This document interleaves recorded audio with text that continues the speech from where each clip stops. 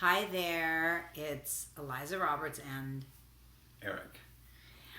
So we are here to talk to you guys today.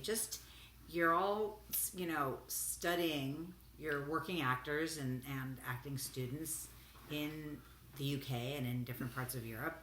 And so we're just here to kind of share, we both studied in England, and just to share a few things about getting started or doing this journey at all. So anything you want to start with, Eric? Courage. You have to be brave to be an actor. You have to be brave to make acting choices. You have to be brave to believe in your choices. It's all about courage. That's a great one. And so what does courage mean exactly? Because I really think of Eric as being one of the most courageous people that I know. I do. I think it means maybe being scared every time you get an audition or get on stage or get in front of a camera, but doing it anyway. That's part of it, right? What else? What does it mean to you?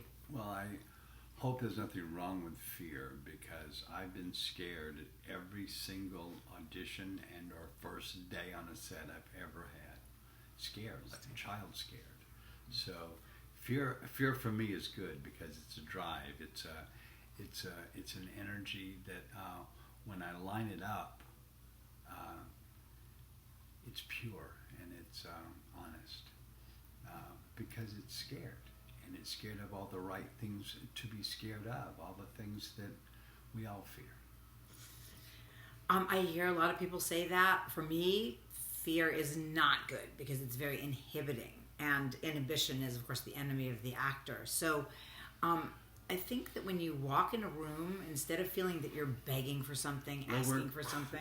Crossing over with semantics. Fear and courage are not the same in driving point. Right. I was talking about courage, and we got off on fear. Right. But no, I don't believe in fear as a driving force. No. Okay. All right. Well, see, there's so much to think about in terms of all of this. Getting down to, so you need to go in feeling you have something to offer, not feeling that you're asking for a favor, or that you need to be convenient. Acting itself is it's no time to be polite. It's a time to instead just follow all those instincts, right or wrong, and your imagination, right? So in terms of techniques that we embrace, some of the exercises that we do are Meisner repetitions. How do you feel about that, Eric? Well, that's my favorite because it makes you look much smarter than you are. In that, when you're doing repetitions, solid repetitions, you hear what the person says to you, and you say it over in your head again. So two things are happening. You're hearing the line completely over again, so your response to it is completely honest as opposed to reactive. And you also look like you're doing a lot more than you are for the audience.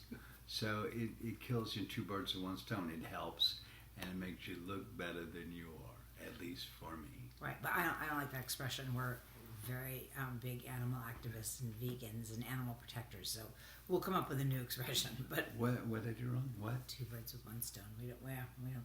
Oh, I find that harmless because it's just an expression. Right, but it gives me images that. So okay, so that's a perfect example. So the emotions that I would feel hearing something like that are not convenient for life. I couldn't fall apart with images and obsess on images if I'm going through my daily life.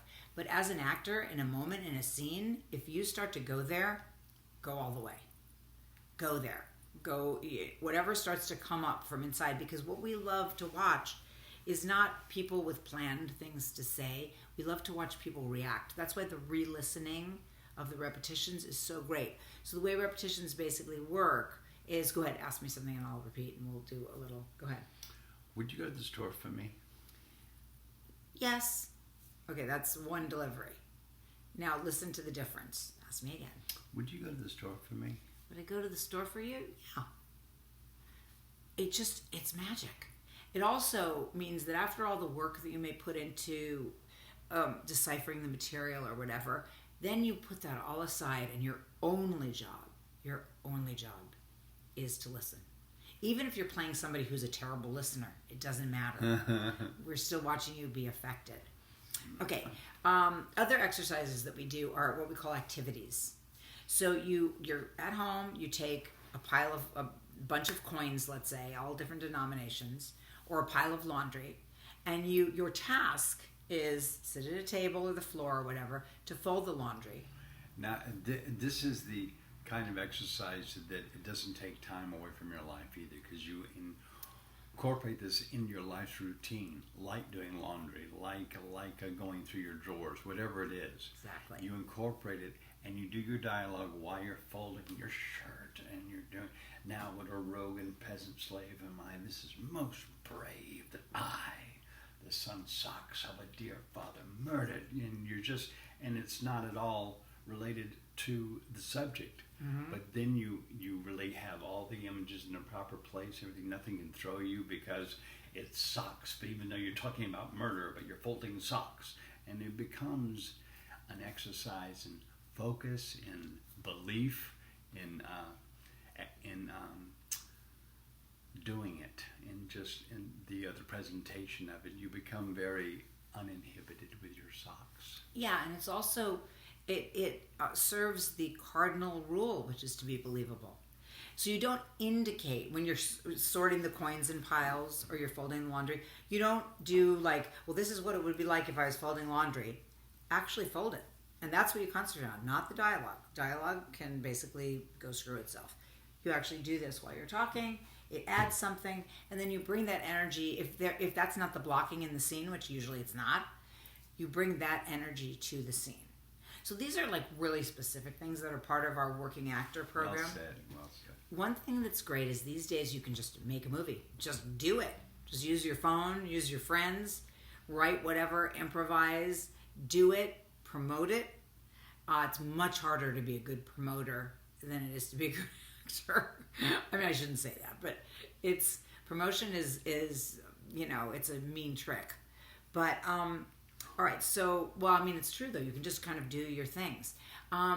Comedy, if you're wanting to, comedy is dead serious. Comedy's very precise. So even though people have different tastes in what makes them laugh, it's still, it's hard to be funny, especially if the material's not that great. Just watch a ton of comedy. Figure out what people are doing that you're in love with. We always have a watch list, Terms of Endearment, right? That's one of our movies. All-time classic, perfect movie. Heartburn with Meryl Streep, Deconstructing Harry. We have a pretty long list. We'll get that to you guys. We've got about 20 movies on that list. Yeah, and a lot of actors on the list too. Okay, Eric, is there anything else that you can think of, or we'll wait till the next installment, but is there anything else for just capping this one off? Read everything. That's a good one. He's a big reader. Reading, remember that? That's kind of a lost art. It lights up the mind. Yeah, it is. It's really good for the brain. And actors don't have to be dumb anymore. How about that? That's in the old days, they were like, keep them dumb.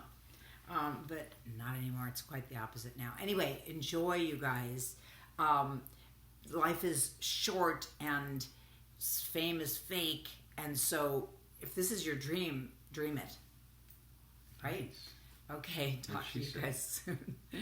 Okay. Take care.